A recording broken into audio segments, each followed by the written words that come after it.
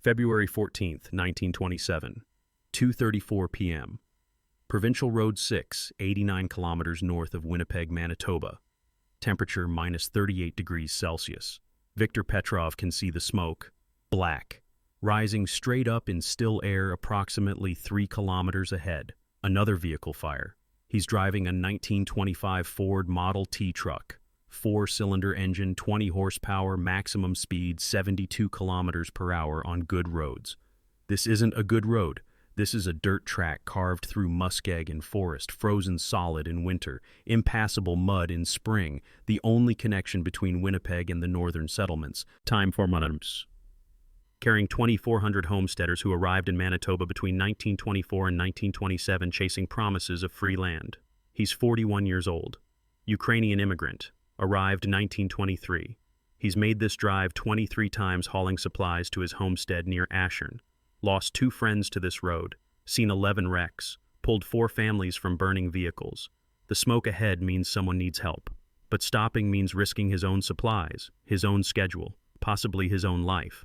He slows to 40 kilometers per hour. The smoke is thicker now. He can smell burning rubber, wood, fabric. Then he sees them. Time 700 mules. Not one vehicle. 7 passenger cars, trucks, horse-drawn wagons. All stopped. All burning or abandoned. Bodies on the road, people stumbling through snow, and the temperature is dropping. Minus 38 now. Will be minus 42 by nightfall. He stops, gets out, counts 19 people alive. Doesn't count the dead, just starts loading survivors into his truck. 4 in the cab, 9 in the cargo bed despite the cold. He leaves their belongings, leaves their vehicles, drives south as fast as the Model T will carry the weight. Time 750 BPMs. 11 of the 19 survive. 8 die from exposure before reaching Winnipeg.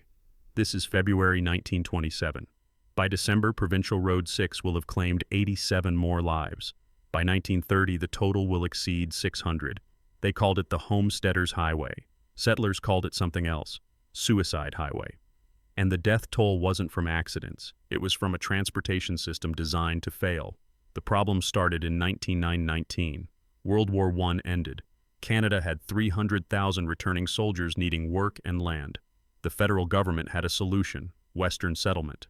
Free homesteads in Manitoba, Saskatchewan, Alberta. 160 acres per family. Prove the land for 3 years, it's yours. Between 1919 and 1930, approximately 47,000 families took the offer. 12,000 of them settled in the Interlake region of Manitoba, the area between Lake Winnipeg and Lake Manitoba. The government promoted it aggressively. Posters in Ukrainian, Polish, German, Icelandic languages. Free land in Canada, rich soil, modern infrastructure. The reality was different. The Interlake region in 1920 had no paved roads, no railway connections to most settlements, no reliable supply lines. Towns like Ashern, Gypsumville, Fisher Branch, and Moosehorn existed as names on maps, but offered minimal services. The promised modern infrastructure was Provincial Road 6, a dirt track running 267 kilometers from Winnipeg north to Grand Rapids. Construction began 1921. Completion estimated 1923. Actual completion, never. The road was built in sections by underfunded contractors using minimal materials. No gravel base, no drainage system, just cleared forest, rough grading, and hope.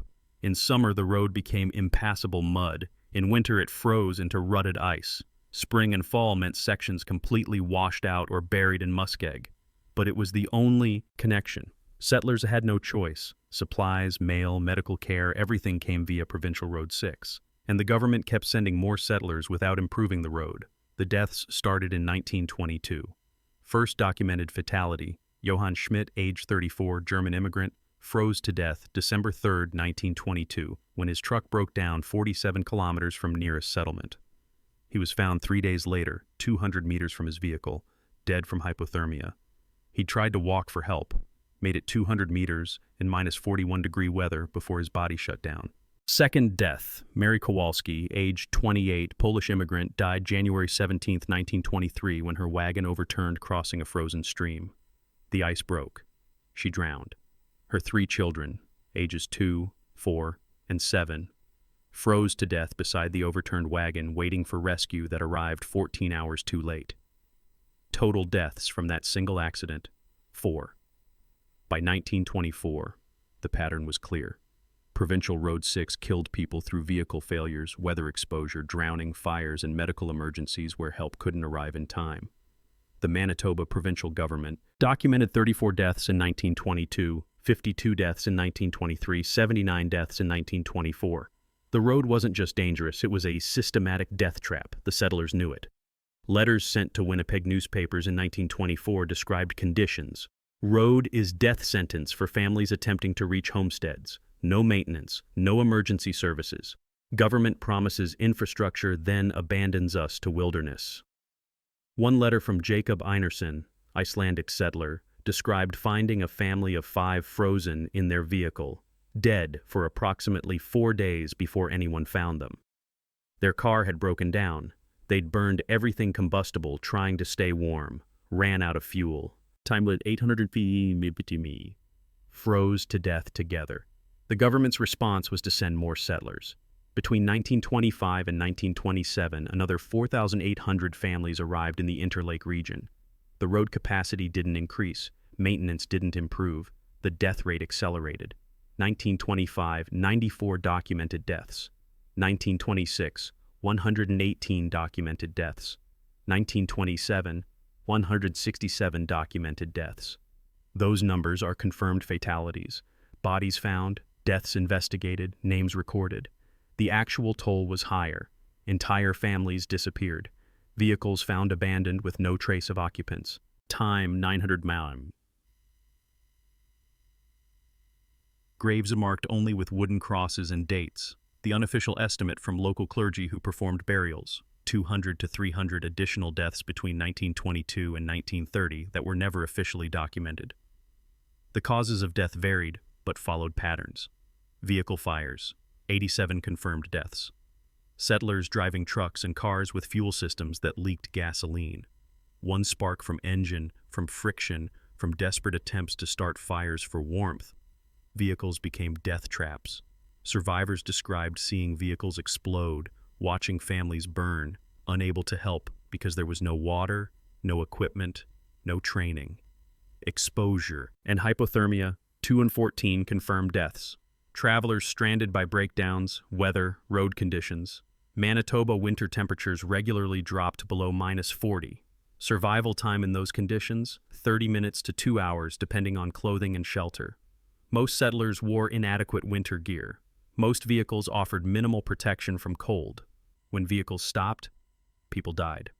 Drowning, 73 confirmed deaths. The road crossed 23 rivers and streams. In winter, crossings used ice. Ice thickness varied. Sometimes it held, sometimes it didn't. Vehicles broke through. Time 850 mems. People drowned in freezing water. Bodies often weren't recovered until spring thaw. If you want to understand how 600 people died on a single road and why the government did nothing to stop it, hit that like button. It helps us share these forgotten tragedies. Subscribe if you haven't already. Back to Provincial Road 6. The worst single incident occurred March 11th, 1928. Spring thaw. The road between Winnipeg and Eriksdale, 134 kilometers, was barely passable. Mud sections 60 centimeters deep. Washouts every 5 to 10 kilometers. A convoy of 11 vehicles attempted the journey. 7 families relocating to homesteads, 2 supply trucks, 2 passenger vehicles. They started March 11th at 6 o'clock a.m., made 43 kilometers by noon, encountered mud section too deep to cross, tried to wait for conditions to improve. Temperature dropped overnight to -19 degrees.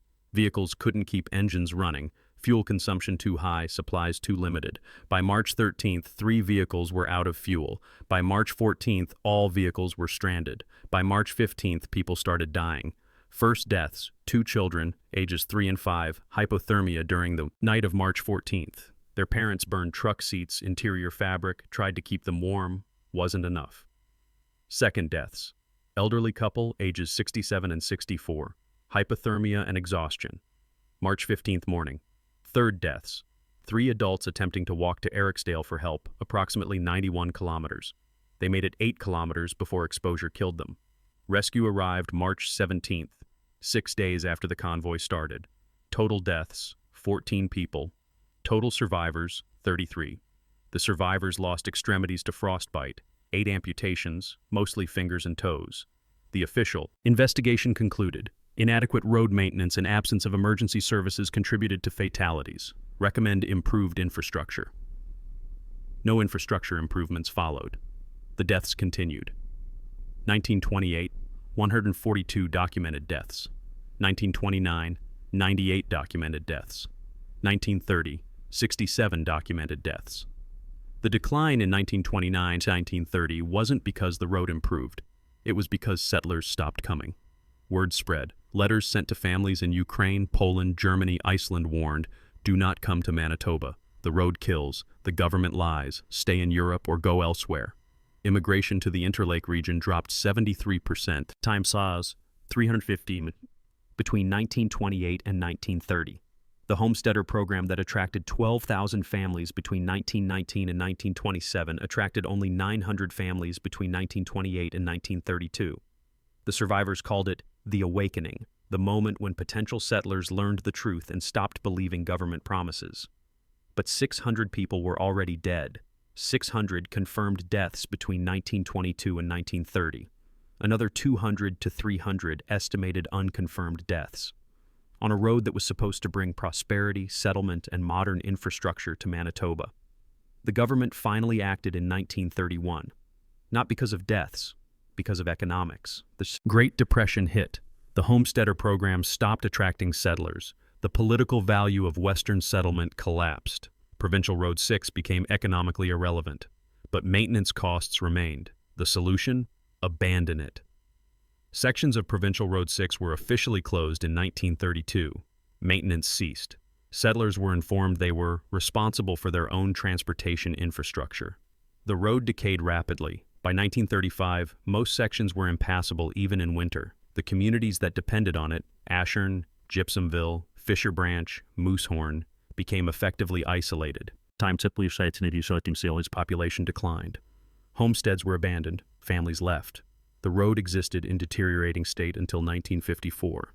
Then the Manitoba government, facing pressure from remaining communities, rebuilt it. The new Provincial Road 6 followed different routing, used modern construction methods, included gravel base and drainage. The death toll dropped to 0 almost immediately, because the road was built correctly instead of cheaply. Viktor Petrov survived. He witnessed the February 1927 incident, saved 11 people, lost 8. He continued farming until 1943. Time, 50 mems, sold his homestead, moved to Winnipeg, died in 1967, age 81. Before he died, he gave an interview to the Winnipeg Free Press. He said, "People ask why we stayed, why we kept using road that killed so many. We stayed because we had no choice. We invested everything, left everything in old country, had nothing to return to. So we drove that road knowing it might kill us, because the alternative was starving. The government knew. They kept sending people anyway. That's what I can't forgive." The families of the dead received no compensation, no death benefits, no insurance. The deaths were classified as accidents, acts of God, or negligence, not government responsibility. The victims were mostly immigrants, Ukrainian, Polish, German, Icelandic, not politically powerful, not represented in government, easy to ignore. There's a memorial now, erected in 1994, 64 years after the death stopped.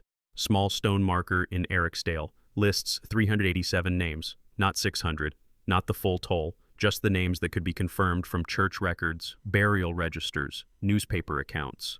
The plaque reads, "In memory of the homesteaders who built the Interlake, their sacrifice made our communities possible." It doesn't say they died because the government built a death trap and called it a highway. Doesn't say 600 people were killed by negligence, incompetence, and deliberate cost-cutting. Doesn't say the road was designed to fail and did exactly what its design guaranteed. Some things don't fit on memorials. You can't engrave the specific cold that froze Mary Kowalski's 3 children while they waited for rescue that came too late.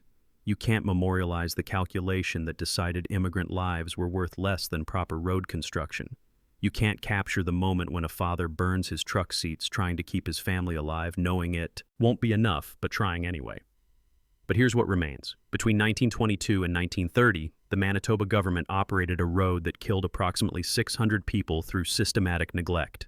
They promoted settlement, promised infrastructure, delivered a dirt track through wilderness. They knew people were dying, documented it, counted it, then kept sending more settlers. Provincial Road 6 still exists. Modern, paved, safe. Thousands of vehicles travel it annually. Most drivers don't know that between 1922 and 1930, the same route killed 600 people. Time also there are no markers at death sites, no comprehensive memorial, just a small plaque in Eriksdale listing partial names. Victor Petrov saved 11 people on February 14, 1927. Watched 8 die anyway. He couldn't save them because the system was designed to kill them. The road was too poor, the distances too great, the services non-existent, the government indifferent, and 600 people paid with their lives for the promise of free land that came with a deadly highway. They called it Suicide Highway. Not because people chose to die there, because using it was suicidal and the government kept making people use it anyway.